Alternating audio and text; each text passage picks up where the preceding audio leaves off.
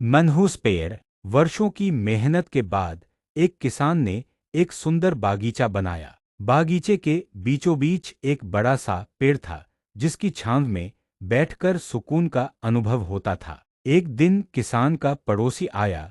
बागीचा देखते ही उसने कहा, वाह, बागीचा तो बहुत सुंदर है, पर तुमने बीच में ये मनहूस पेड़ क्यों लगा रखा है? क्या मतलब है?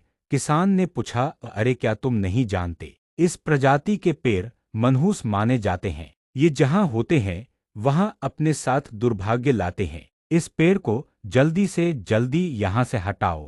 पड़ोसी बोला। यह बोलकर पड़ोसी तो चला गया, पर किसान परेशान हो गया। उसे डर लगने लगा कि कहीं इस पेड़ की वजह से उसके साथ कुछ अशुभ न हो जाए। अगले ही दिन उसने वो पेड़ काट डाला। पेड़ बड़ा था। उसकी कटी लकड़ियां पूरे बागीचे में जहां तहां इकट्ठा हो गईं। अगले दिन फिर वही पड़ोसी आया और बोला, ओहो, इतने सुंदर बागीचे में ये बेकार की लकड़ियां क्यों इकट्ठा कर रखी हैं? ऐसा करो, इन्हें मेरे अहाते में रखवा दो। लकड़ियां रखवा दी गईं। किसान ने पड़ोसी की बातों में आकर पेड़ तो कटवा दिया, पर अब उसे एहसास होने लगा कि पड़ोसी ने लकड़ियों की लालच में आकर उससे ऐसा करवा दिया।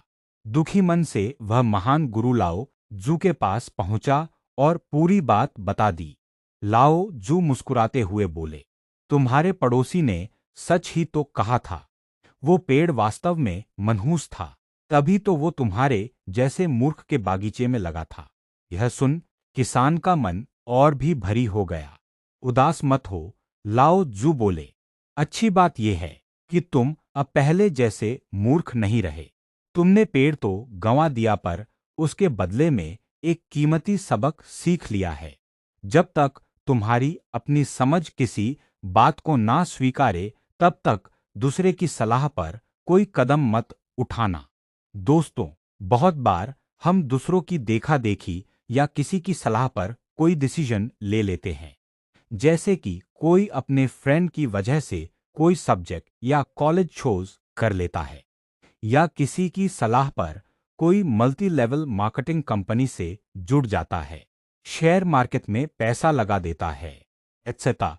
हो सकता है ऐसा करना कुछ लोगों के लिए फायदेमंद रहता हो, पर ज्यादातर मामलों में नतीजा बुरा ही होता है। इसलिए हमें दूसरों की सलाह पर अमल करने से पहले अपनी समझ का इस्तेमाल जरूर करना चाहिए।